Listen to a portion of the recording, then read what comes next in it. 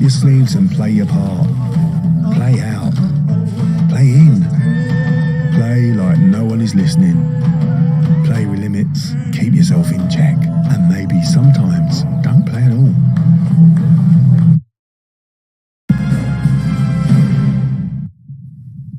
The prize is great, a place in the playoff final for an even bigger prize, that of appearing in the finals of Euro 2020. And Hourihane couldn't deliver the sting that he needed.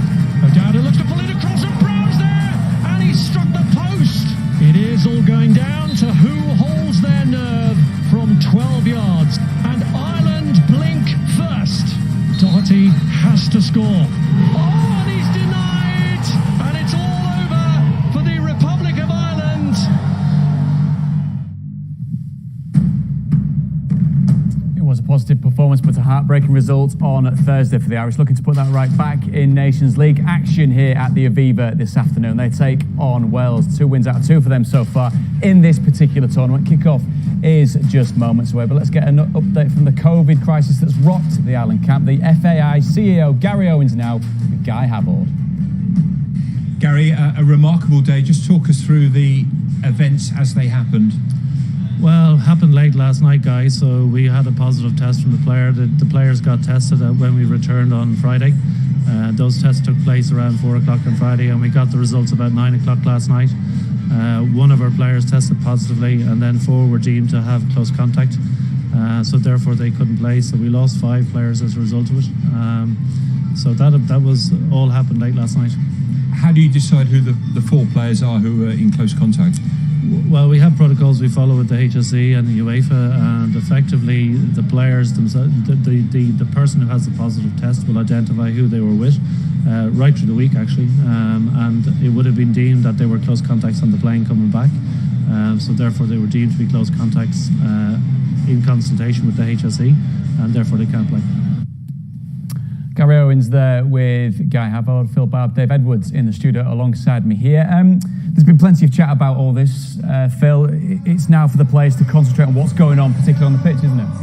Absolutely, and that can give them a little bit of respite. Once they walk across the white line, it's all about being professional and doing their job, and they need to lift their spirits. You know, it was a brilliant performance midweek, and can they repeat it? Yes, there's been a couple of personnel changes, but still an experienced side. Still, they need to build that momentum. Right, kick-off coming up very shortly indeed. It's a packed gantry we've got for you at the Aviva Stadium. Representing Ireland, Mick McCarthy. Representing Wales, Danny Gabbidon. And looking after them both, Rob Hawthorne. Well, Irish football was already in a state of flux after their Euro 2020 hopes ended, and COVID is bringing a whole new level of disruption to Stephen Kenny's squad. But they have to put all that aside against a Welsh team who are bound to prove tough opponents. Stephen Kenny alongside Keith Andrews as the teams line up ready for the national anthems.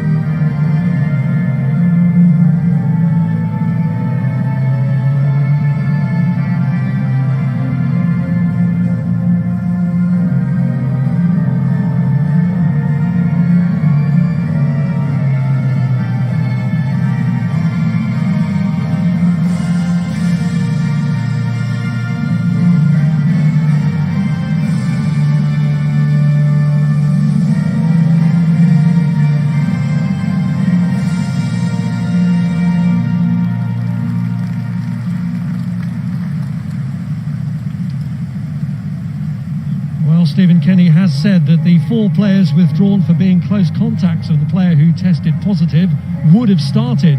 And there are 4 changes to the team that lost the Bratislava playoff. Burnley's Kevin Long slots in for John Egan. Jason Malumbi earns his 2nd cap. And there's the introduction of experience with Shane Long, the most capped player in the squad, plus Robbie Brady, who notches up his 50th for his country.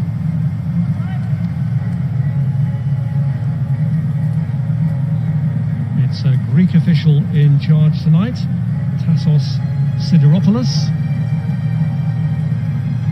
Ramsey and Shane Duffy brought together